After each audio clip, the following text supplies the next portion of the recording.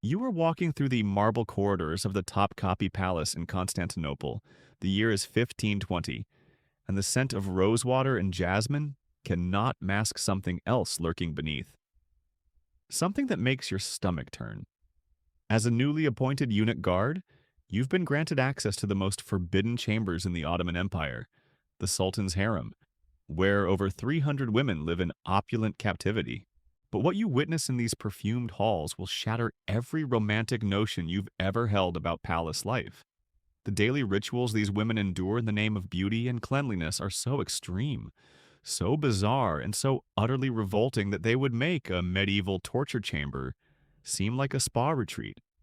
You're about to discover that behind the silk curtains and golden fountains lies a world where hygiene becomes horror, where beauty routines border on medical procedures, and where the pursuit of perfection transforms human beings into living dolls, maintained through methods that defy both logic and basic human dignity. Before diving into these forgotten stories of survival and suffering, if you enjoy learning about the hidden truths of history, consider hitting that like button and subscribing for more content like this.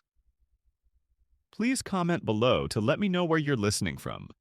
I find it incredible that we're exploring these ancient stories together from different parts of the world, connected across time and space by our shared curiosity about the past. The Ottoman harem wasn't just a collection of the Sultan's wives and concubines. It was a complex institution housing mothers, daughters, servants, and slaves in a hierarchy so rigid that a woman's entire existence could be determined by whether she successfully caught the Sultan's eye on any given Tuesday. But here's what the history books don't tell you. Maintaining that eye-catching perfection required daily rituals so extreme that they often left permanent physical and psychological scars. Picture yourself as Gulnar, a 15-year-old girl from the mountains of Georgia, recently captured and brought to serve in the harem. Your first morning begins before dawn with a ritual so shocking that you immediately understand why the other women move with the careful precision of people who have learned that beauty and pain are synonymous in this gilded prison. The daily cleansing ceremony starts in the hammam, the marble bathhouse that echoes with the sound of running water and muffled screams. But this isn't the relaxing spa experience you might imagine. The water, heated to temperatures that would be considered scalding by modern standards, is infused with chemicals and substances designed to strip away every trace of natural human scent, texture, and imperfection. The bath attendants, themselves former harem members who have aged out of desirability, approach with tools that look more suited to a leather workshop than a beauty routine. They carry pumice stones so coarse they could sand wood, metal scrapers that gleam in the lamplight, and brushes made from boar bristles that feel like steel wool against human skin. Your job as a newcomer is to submit to this process, while learning that resistance only makes it worse. The scrubbing begins with your scalp and works downward, removing not just dirt, but layers of skin itself. The attendants explain in hushed tones that the Sultan abhors any trace of natural human odor, any hint of imperfection, any suggestion that his women are mere mortals rather than perfumed angels. They scrub until your skin is raw and bleeding in places, until you feel as though they're trying to scrape away your very humanity along with the dead skin cells. But the physical torture is just the beginning. Next comes the depilation ritual, a process so thorough and invasive that it redefines your understanding of privacy and bodily autonomy. Using a mixture of heated sugar, lemon juice, and herbs that burn like acid, the attendants remove every single hair from your body except those on your head. And I mean every single hair. Areas you didn't even know had hair become the focus of meticulous attention from women wielding what are essentially medieval torture devices disguised as beauty tools. The sugar mixture, heated to temperatures that blister skin on contact, is spread across your body in sections. Cloth strips are pressed into the burning substance and then ripped away with such force that you often faint from the pain. The women who perform this ritual show no mercy, no gentleness, because they understand that incomplete hair removal means punishment, not just for you, but for them as well. What makes this process particularly horrifying is its frequency.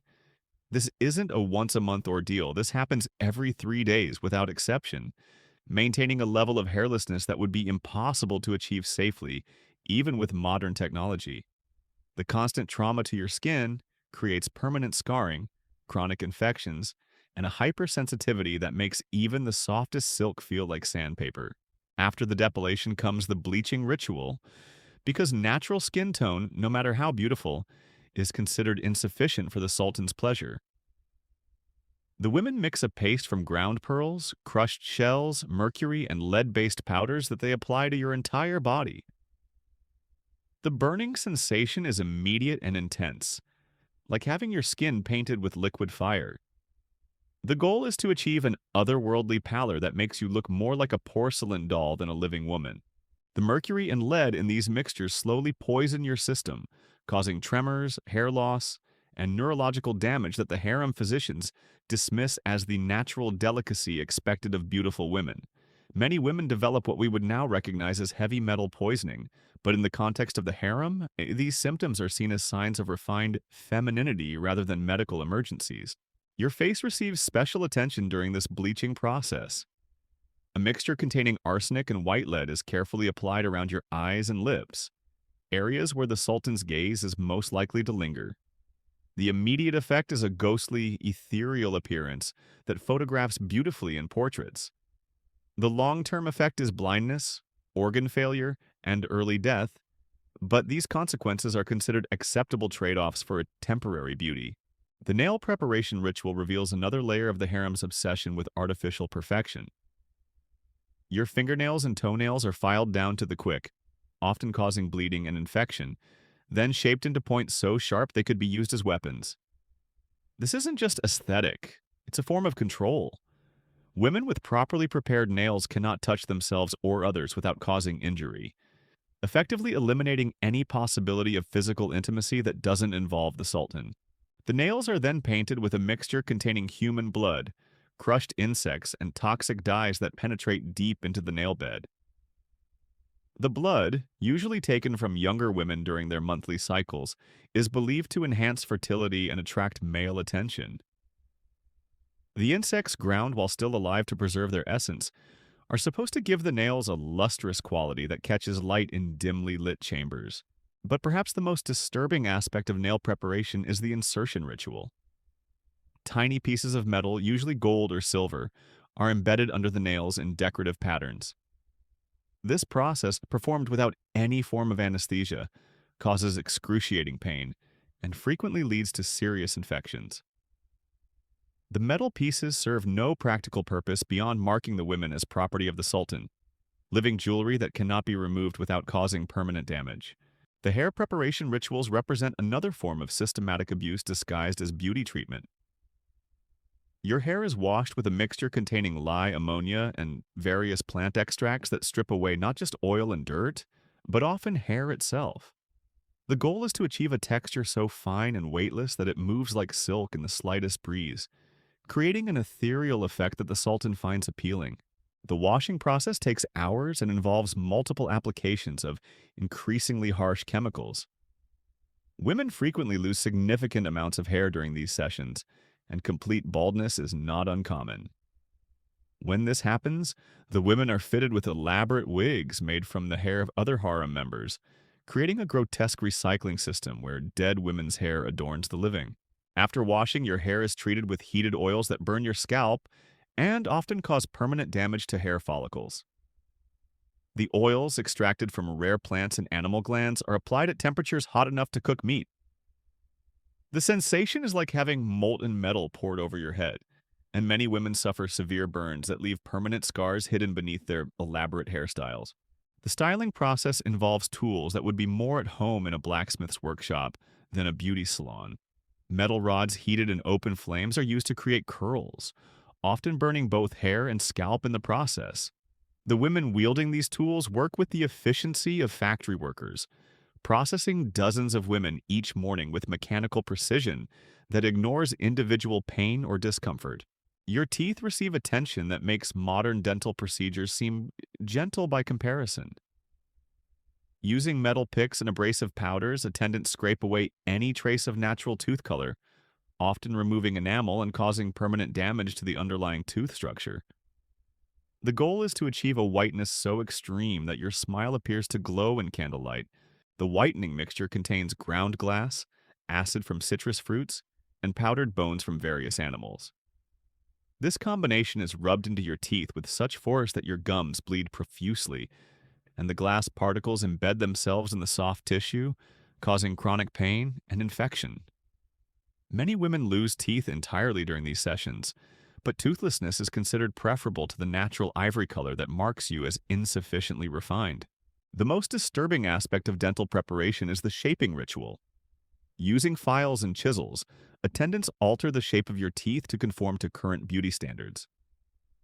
Pointed canines are filed down to perfect smoothness, while front teeth are often carved into decorative patterns that serve no functional purpose beyond displaying the Sultan's wealth and power over his human possessions. But the physical preparation is only half the horror. The psychological conditioning that accompanies these beauty rituals is designed to break down your sense of individual identity and replace it with complete submission to the harem's twisted standards of perfection. Every aspect of the process is accompanied by constant reminders that your worth as a human being depends entirely on your ability to please one man, and that any deviation from the prescribed beauty standards will result in immediate disposal. The women who perform these rituals whisper stories of predecessors who failed to maintain the required standards, who were found floating in the Bosphorus or who simply disappeared one night, their rooms reassigned to more compliant replacements. These aren't just threats, they're historical records of what happens to women who resist or who age beyond their usefulness in this system of institutionalized abuse. As the morning's beauty ritual concludes, you look at your reflection in the polished bronze mirror and see a stranger wearing your face. The person staring back has been stripped of every natural characteristic, transformed into an artificial creation designed to fulfill one man's fantasies while slowly dying from the toxins and trauma required to maintain that artificial perfection. This is just the beginning of your day in the harem, and already you understand that survival here requires not just physical endurance, but a complete surrender of your humanity to become a living ornament in someone else's collection. The afternoon brings no respite from the morning's ordeal. As Gulnar, you discover that the beauty rituals are merely the foundation for an even more elaborate system of physical modification that will occupy every waking hour of your existence. The other women move through the corridors with the practiced grace of dancers, but you begin to notice the subtle signs of the damage hidden beneath their perfected exteriors. The slight tremor in hands poisoned by mercury, the careful way they sit to avoid aggravating wounds that never fully heal, the hollow look in eyes that have seen too much suffering disguised as luxury. Your education in the harem's hygiene obsessions continues with the scent preparation ritual, a process so invasive it redefines your understanding of bodily autonomy. The perfume masters, eunuchs who have dedicated their lives to the science of artificial fragrance, approach you with implements that look more suited to a physician's examination than a beauty treatment. They explain that the Sultan's sense of smell is so refined that he can detect the slightest trace of natural human scent from across a room, and that such detection would mean immediate exile or worse. The process begins with what they call internal cleansing. Using hollow reeds and metal tubes, they introduce perfumed oils directly into your body through every possible opening. The oils, heated to body temperature and infused with essence of roses, jasmine, and rare spices worth more than most people's annual income, are forced into places where no foreign substance should ever penetrate. The burning sensation is immediate and overwhelming, like having liquid fire poured into your most intimate spaces. This internal perfuming happens twice daily and creates a constant state of irritation and infection that the harem physicians treat with even more invasive procedures. The oils contain alcohol and harsh chemicals that destroy the natural bacterial balance of your body, leaving you vulnerable to diseases that ravage the harem population, but are never discussed in the official records. Women die regularly from these infections, but their deaths are attributed to delicate constitutions rather than the barbaric practices that actually killed them. Your mouth receives particular attention during the scent preparation. The perfume masters use metal syringes to inject flavored oils directly into your gums, creating pockets of artificial taste that will burst when you speak or smile. The injection process is agonizing, and the oils often cause abscesses that make eating painful for weeks. But the effect, they assure you, is worth the suffering. Your breath will carry the scent of paradise itself, making every word you speak an act of seduction. The dietary modifications imposed on harem women represent another form of systematic abuse masked as luxury. You're forbidden from eating any food that might affect your natural scent, which eliminates virtually everything that provides actual nutrition. Your meals consist primarily of sugar-coated rose petals, honey mixed with ground pearls, and water infused with so many floral essences that it tastes more like perfume than a beverage. The sugar consumption, enforced through constant surveillance and punishment for any deviation, serves multiple purposes in the harem's twisted logic. It makes your skin smell sweet, your sweat less offensive, and your breath perpetually fragrant. But it also creates a state of constant energy fluctuation that makes clear thinking nearly impossible. You find yourself swinging between manic highs and crushing lows, your ability to plan or resist systematically undermined by the very food you're forced to consume.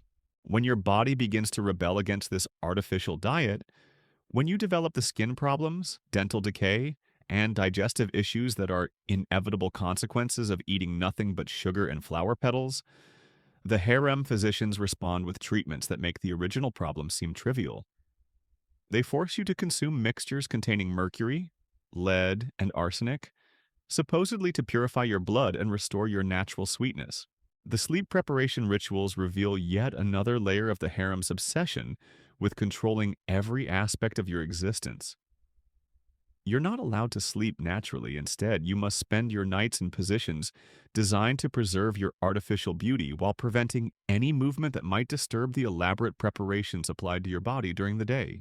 Special beds, more like medical examination tables than comfortable resting places, hold your body in predetermined positions using silk restraints that look luxurious but function like medieval torture devices. Your head is held in place by a device that prevents you from turning, ensuring that your carefully arranged hair remains perfect through the night. Your arms and legs are positioned to prevent any touching or movement that might smudge the cosmetics applied to your skin. The restraints are lined with padding soaked in the same toxic oils used in your daily beauty treatments, ensuring that even while you sleep, your skin continues to absorb the poisons that will eventually kill you. Many women develop pressure sores from these sleeping arrangements, wounds that become infected and often lead to blood poisoning. But moving during sleep is considered such a serious violation that women are willing to risk death rather than face the punishments for disturbing their artificial perfection. Your dreams, when you can achieve them despite the physical discomfort and chemical poisoning, are monitored by attendants who watch for any signs of movement or distress. If you show signs of having nightmares, which are inevitable given the trauma you experience daily, you're awakened and forced to consume sedatives made from opium and other substances that leave you groggy and compliant the following day. The morning inspection ritual that follows each night's restraint reveals the true purpose of these sleeping arrangements. Every inch of your body is examined for any sign that you moved during the night, any smudge or imperfection that might indicate you prioritized comfort over beauty. The punishments for failing these inspections range from additional beauty treatments so severe they amount to torture, to complete isolation that can last for weeks. The communal aspects of harem life create additional layers of horror, as women are forced to participate in each other's suffering. You're assigned to assist with other women's beauty preparations, making you complicit in the same abuse you endure daily. The psychological impact of being forced to inflict pain on others while suffering yourself creates a form of trauma bonding that makes resistance seem impossible. During these communal sessions, you witness the full spectrum of what the harem's beauty standards do to human beings over time. The newest arrivals still retain some trace of their original humanity, their eyes still holding hope that this nightmare might end. The veterans, women who have survived years of this treatment, move like beautiful ghosts, their bodies perfectly maintained but their spirits completely broken. You see women whose hair has been completely destroyed by years of chemical treatments, their scalps scarred and infected beneath elaborate wigs. You witness the tremors and neurological damage caused by chronic mercury poisoning, disguised as the delicate trembling expected of refined ladies. You observe the dental destruction caused by the whitening treatments, The women who can no longer eat solid food but must maintain the fiction that they're simply too delicate for coarse nourishment. The most disturbing aspect of these communal preparations is how the women have learned to find pleasure in inflicting the same suffering they endure. The veterans who perform the beauty treatments on newcomers show no mercy, no recognition of shared humanity. They've learned that survival in the harem requires complete identification with their oppressors, that showing compassion for other victims marks you as insufficiently committed to the system that might, if you're lucky, eventually elevate you above your current suffering. The hierarchy within the harem creates additional incentives for participating in the collective abuse. Women who demonstrate particular skill at the beauty treatments, who show creativity in developing new forms of artificial enhancement, can earn positions of relative authority that come with slightly better food, marginally more comfortable sleeping arrangements, and the psychological satisfaction of having power over someone else's suffering. This system ensures that resistance remains individual rather than collective, that women compete against each other rather than uniting against their common oppressor. The most successful harem members are those who learn to find genuine satisfaction in the pursuit of impossible beauty standards, who internalize the system's values so completely that they become willing participants in their own destruction. The economic aspects of the harem's beauty obsessions reveal another dimension of the horror you're experiencing. Every substance used in your daily treatments, every tool employed in your transformation, every moment of labor devoted to your artificial enhancement represents a massive expenditure of resources that could have fed thousands of ordinary people. The ground pearls mixed into your face paint cost more than most families earn in a lifetime.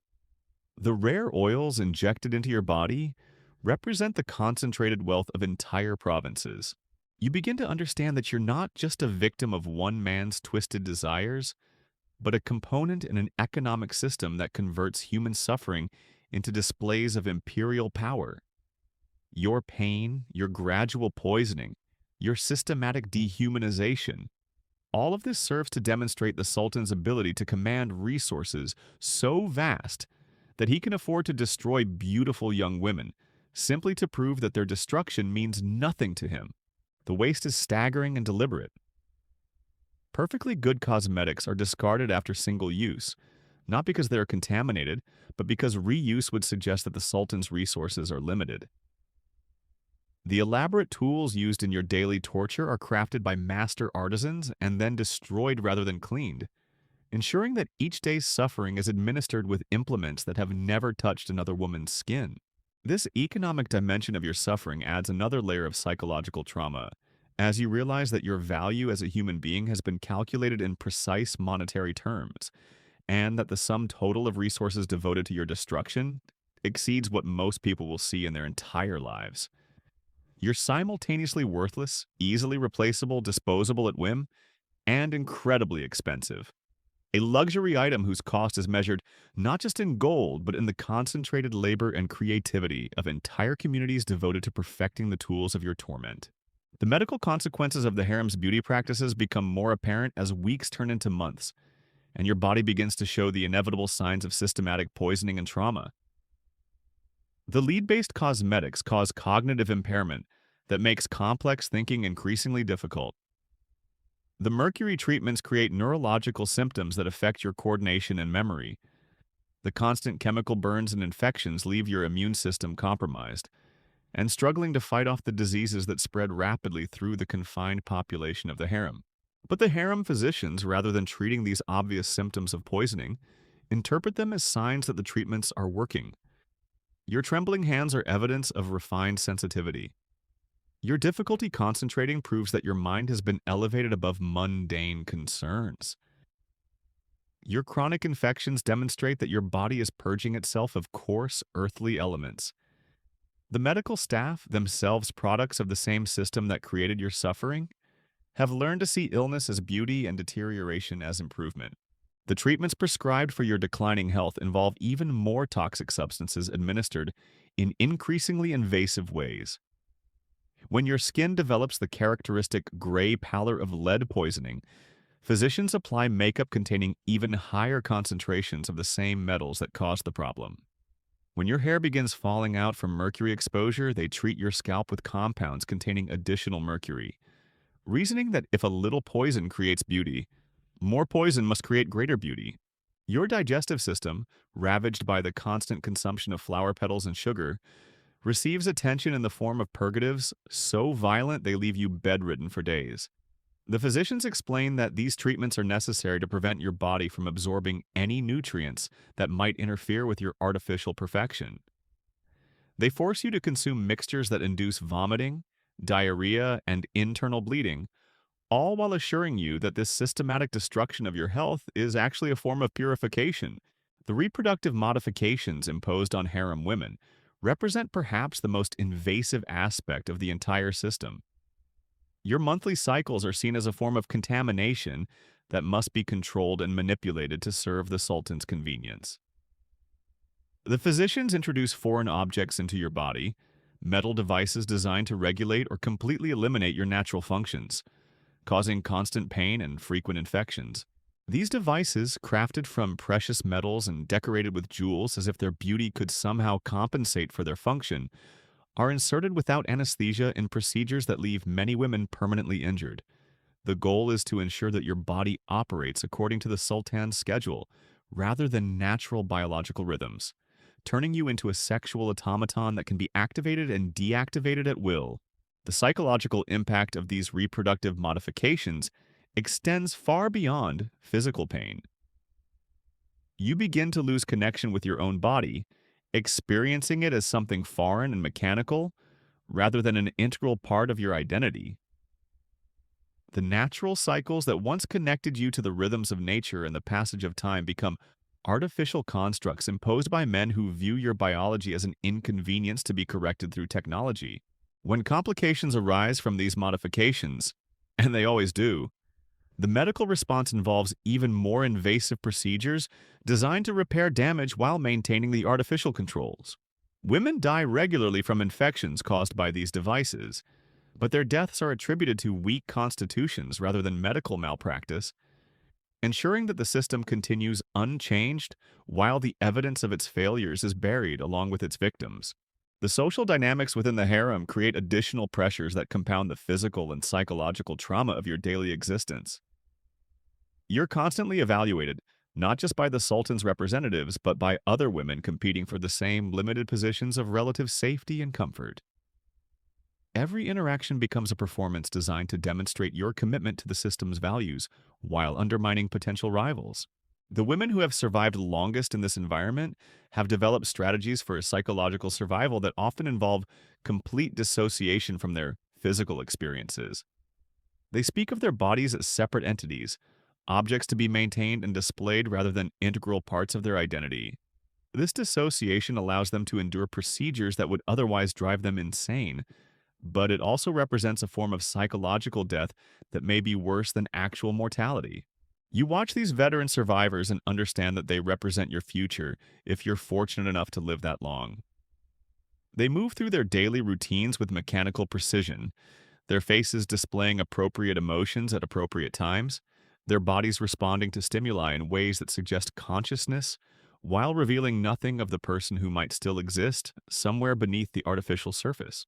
The most successful of these women have learned to find genuine pleasure in the pursuit of impossible perfection, developing a form of Stockholm syndrome that makes them enthusiastic participants in their own destruction. They compete eagerly for the privilege of enduring more extreme treatments, seeing additional suffering as evidence of their elevated status within the harem hierarchy. The religious justifications offered for these practices add another layer of psychological manipulation to your experience. The harem's spiritual advisors, themselves eunuchs who have been mutilated in service to the same system, explain that your suffering is a form of spiritual purification that elevates you above ordinary women. They teach that physical pain in this world earns spiritual rewards in the next, that your artificial transformation brings you closer to divine perfection. These religious teachings are carefully crafted to make resistance seem not just futile, but actually sinful. Questioning the beauty treatments becomes questioning God's will. Refusing to participate in your own transformation becomes a rejection of divine favor.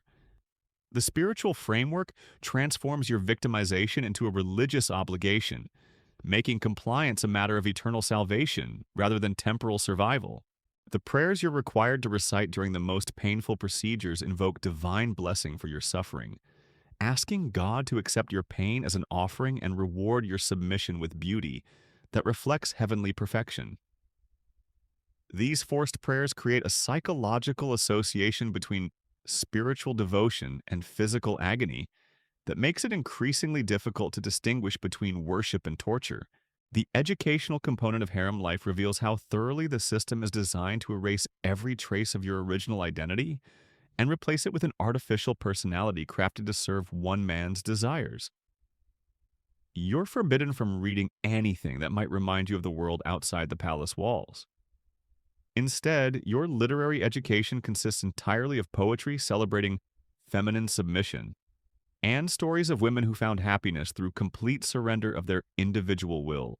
The languages you're taught are limited to those the Sultan finds aesthetically pleasing, regardless of their practical utility or your natural aptitude. If your native tongue is deemed too harsh or insufficiently musical, you're forbidden from speaking it even in private, with severe punishments for any woman caught using unauthorized languages.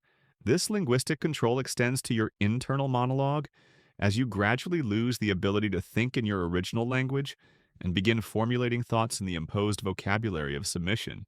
Your mathematical education is restricted to calculations related to beauty treatments and household management, ensuring that you never develop the analytical skills that might allow you to understand the systematic nature of your oppression. You learn to measure cosmetic ingredients with precision, to calculate the timing of various treatments, and to manage the complex logistics of maintaining artificial perfection. But you're never taught to question why these calculations are necessary or what purpose they serve beyond your own suffering. The musical training imposed on harem women represents another form of physical and psychological control, disguised as cultural refinement. You're forced to learn instruments that require painful modifications to your hands and mouth, changes that make playing possible while ensuring that you can never again use these body parts for normal human activities.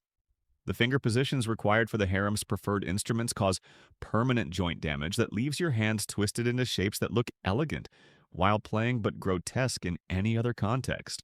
Your voice receives training that involves procedures designed to alter its natural pitch and timbre, creating an artificial sound that pleases the Sultan's ear while making normal conversation increasingly difficult. The techniques used to achieve these vocal modifications often cause permanent damage to your throat and respiratory system, leaving you able to sing beautifully while struggling to speak clearly or breathe normally. The songs you're taught celebrate themes of submission, sacrifice, and the joy of suffering for love, reinforcing the psychological conditioning that accompanies your physical transformation. The lyrics, composed by court poets who have never experienced the realities they celebrate, describe the honor of being chosen for destruction and the spiritual elevation that comes from complete surrender of personal will. As your first year in the harem draws to a close, you begin to understand that what you initially perceived as extreme beauty treatments are actually components of a systematic program designed to transform human beings into decorative objects. Every ritual, every procedure, every moment of pain serves the ultimate goal of creating women who exist solely as extensions of the Sultan's will. Beautiful shells containing whatever remains of the people they once were. The other women who share your fate move through their days with the practiced efficiency of clockwork figures, their responses to pain and pleasure so thoroughly conditioned that they seem to operate according to mechanical principles rather than human emotions. You realize that your own responses are becoming similarly automatic, that your expressions of gratitude for each day's suffering now come as naturally as breathing once did. The transformation is not just physical, but ontological. You are becoming a different category of being entirely, neither fully human nor completely artificial, but something in between that exists solely to serve purposes you're not allowed to understand. The beauty that emerges from this process is undeniably stunning, but it's the beauty of a perfectly crafted death mask rather than a living face. Your reflection in the polished bronze mirror reveals the full horror of what you've become. The face staring back carries your features, but they've been so thoroughly modified that you look like a porcelain doll, crafted by a mad artisan.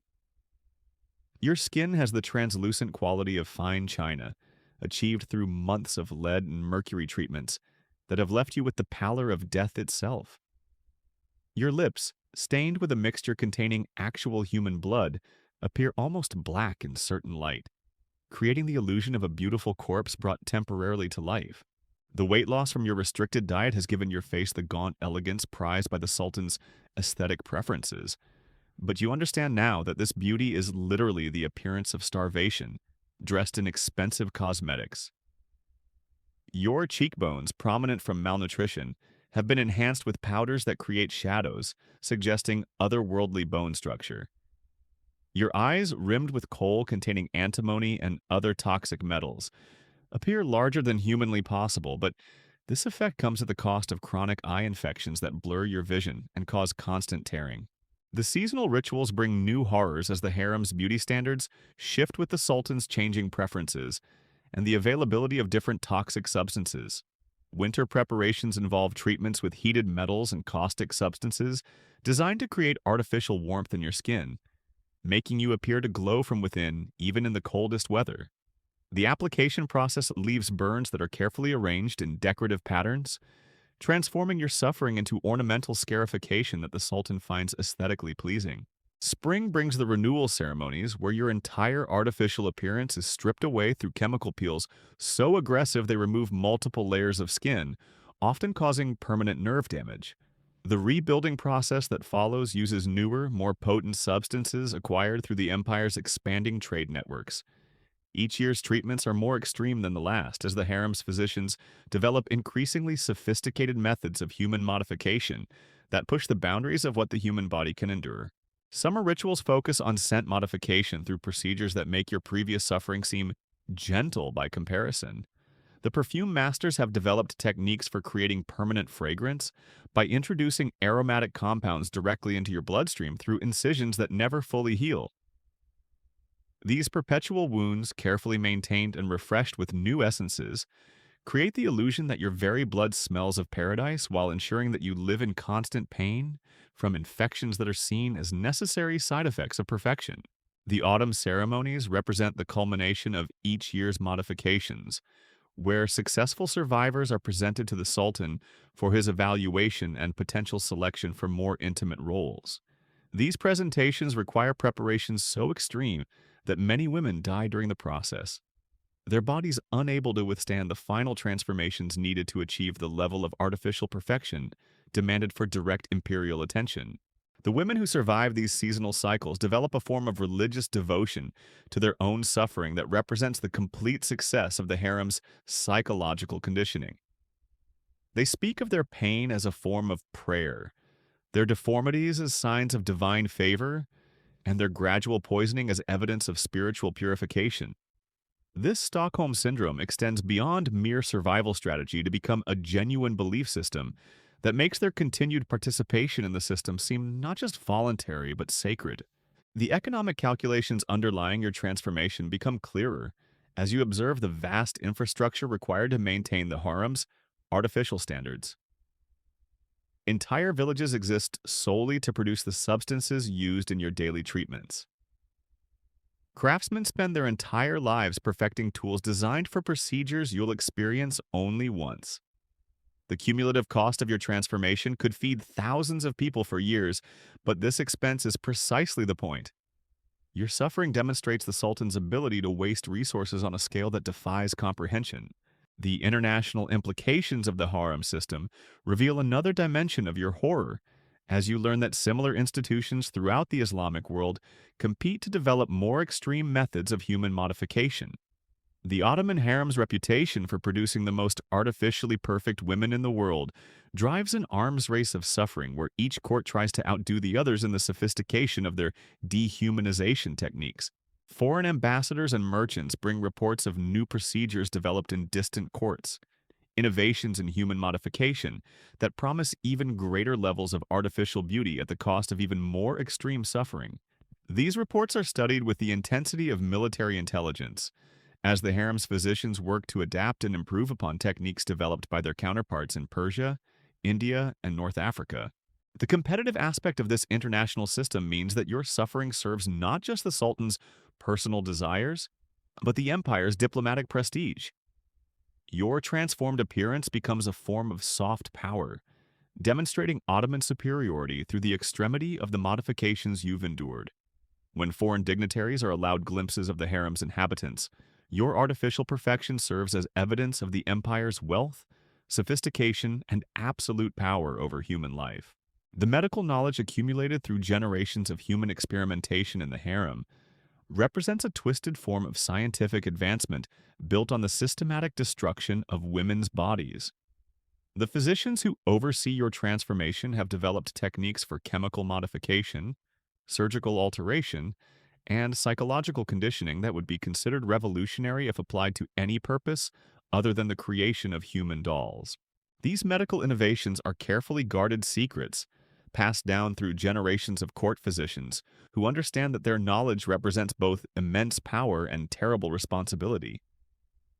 The techniques they've perfected could potentially be used to heal and help, but within the harem system, they serve only to cause suffering in increasingly sophisticated ways.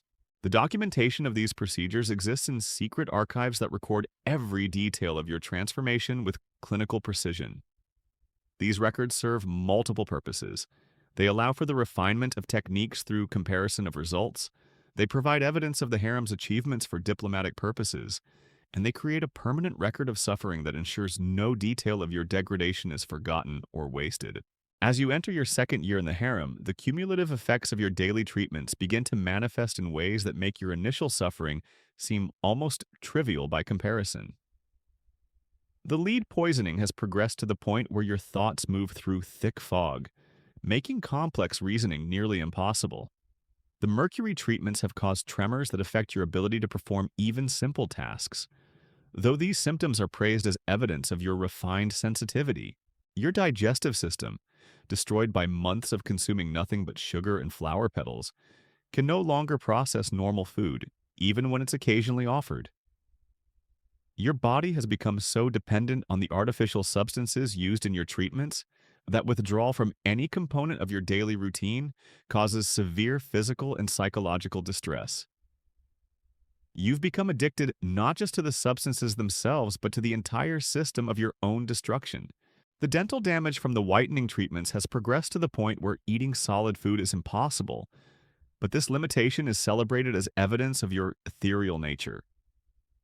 Your teeth, filed and carved into decorative patterns, serve no functional purpose beyond display, transforming your mouth into an ornamental cavity that demonstrates the Sultan's power to render useful human features purely aesthetic. Your hair, what remains of it after the chemical treatments, grows in patches that create an abstract pattern across your scalp. The bald areas are painted with the same toxic cosmetics used on your face, creating the illusion of a completely artificial head, covering that appears to be part of your natural anatomy. The few remaining strands of real hair are treated with such harsh chemicals that they've achieved a texture more like metal wire than human keratin. The social dynamics within the harem have evolved as you've become more integrated into the system, and you now understand the complex hierarchies that determine which women receive which types of treatment. The newest arrivals, still retaining traces of their original humanity, receive the most basic modifications designed to break their resistance and begin their transformation. The veterans, whose bodies have been completely reshaped by years of treatment, serve as living examples of what successful submission can achieve. Your position within this hierarchy depends not just on your willingness to endure suffering, but on your ability to demonstrate creativity in developing new forms of self-modification.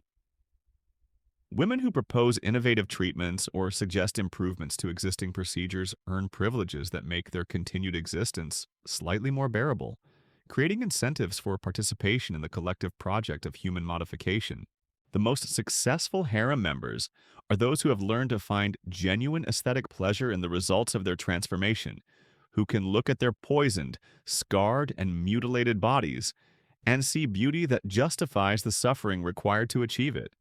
This aesthetic appreciation represents the final stage of psychological conditioning, where victims become willing collaborators in their own destruction because they've learned to see that destruction as art. The religious ceremonies that accompany your transformation have become more elaborate as your modifications have progressed, with special rituals designed to celebrate each stage of your dehumanization. These ceremonies blend Islamic religious practices with older traditions that predate the empire, creating a syncretic belief system that sanctifies suffering and makes resistance seem not just futile but spiritually harmful. The prayers recited during your most painful treatments invoke divine blessing for your transformation, asking Allah to accept your suffering as an offering and reward your submission with beauty that reflects heavenly perfection. These forced devotions create a psychological association between spiritual fulfillment and physical agony that makes it increasingly difficult to distinguish between worship and torture. The theological justifications for your treatment draw on interpretations of Islamic law that emphasize women's obligation to beautify themselves for their husbands, extended to extremes that transform religious duty into systematic abuse. The court's religious scholars have developed elaborate arguments proving that your suffering serves divine purposes, that your artificial transformation brings you closer to the perfection that exists only in paradise. Your education in these religious principles becomes another form of psychological conditioning, as you're taught to recite verses that celebrate feminine submission while your body endures procedures that make such submission physically inevitable.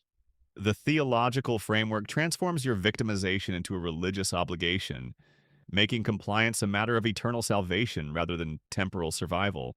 The final stage of your transformation approaches as you near the end of your second year in the harem. The preparations for this culminating process begin months in advance, as your body is gradually modified to withstand procedures so extreme that they represent the absolute limits of human endurance. The women who survive this final transformation achieve a level of artificial perfection that places them among the Sultan's most prized possessions, but the survival rate is less than half of those who attempt it. The pre-preparation rituals involve gradually increasing doses of the substances that will be used in the final procedures, building your tolerance while simultaneously weakening your body's natural defenses. Your diet is further restricted to ensure that your flesh achieves the translucent quality required for the final modifications. Your sleep is reduced to brief periods of unconsciousness that allow your body to absorb the chemicals being introduced while preventing any recovery from their effects. The psychological preparation involves complete isolation from other harem members, preventing any possibility of mutual support or shared resistance. You spend weeks alone with only the voices of the preparation specialist, who gradually convince you that the approaching transformation represents not death, but rebirth into a higher form of existence. As the day of final transformation approaches, you understand that you face a choice that isn't really a choice at all. You can submit to procedures that will either kill you or transform you into something so far removed from human that death might have been preferable. Or you can resist and face immediate execution, dying as you are rather than becoming what they want to make you. The women who came before you face the same choice, and their fates line the walls of the preparation chamber like a gallery of human modification taken to its logical extreme. Some chose death and achieved a form of dignity in their final moments. Others chose transformation and became the living dolls that serve as inspiration for your own modification. Looking at these predecessors, you realize that the harem system has achieved something unprecedented in human history. The systematic conversion of human beings into decorative objects through procedures so extreme that they challenge the very definition of what it means to be alive. The women surrounding you represent the successful completion of this process, beautiful beyond description, but human in ways that become more questionable with each passing day. Your story, like theirs, will become part of the harem's legacy, another data point in the ongoing experiment of human modification that serves the Sultan's desires while advancing the boundaries of what power can achieve when applied to flesh and spirit with unlimited resources and complete disregard for individual humanity.